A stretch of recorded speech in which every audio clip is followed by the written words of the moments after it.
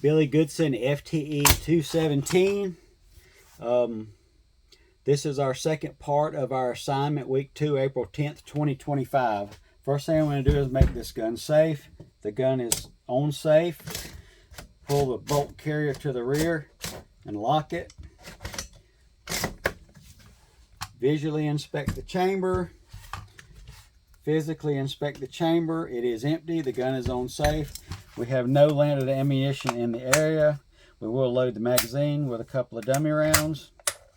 First thing we'll do is talk about feeding. Feeding happens when a magazine is loaded into the gun. You press the button to move the bolt carrier forward. Spring tension pushes the bolt carrier forward. The bottom of the bolt will catch the rear of the case, pushing it from the magazine, and that is feeding. Chambering happens is that bullet continues to move forward, being pushed by the bolt until it lines up with the face of the bolt.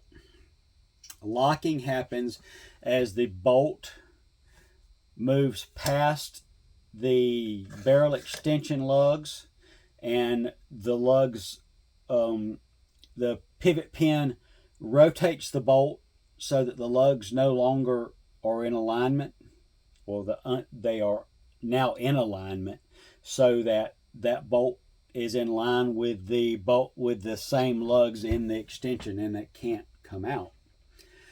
Pull the trigger, fire the propellant, primer lights the propellant, bullet starts to exit the barrel. Unlocking happens when that bullet travels down the barrel past the gas tube.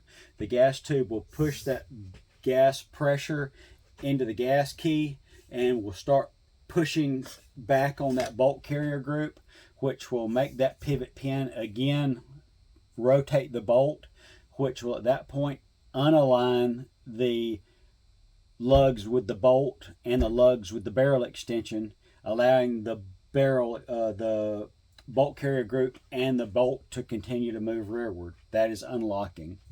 Extracting will happen when the extractor, which is locked into the lip of the case, which happens at lockup, moves rearward with the bolt carrier group, and it pulls that case with it. The extractor is locked in the lip of that case, and the rim of the case is bringing it rearward, and that's extracting it from the barrel extension. Ejection happens as it continues to go back. That spring-loaded ejector is on the opposite side of the face of the bolt than the extractor, so it's pushing out on that one side.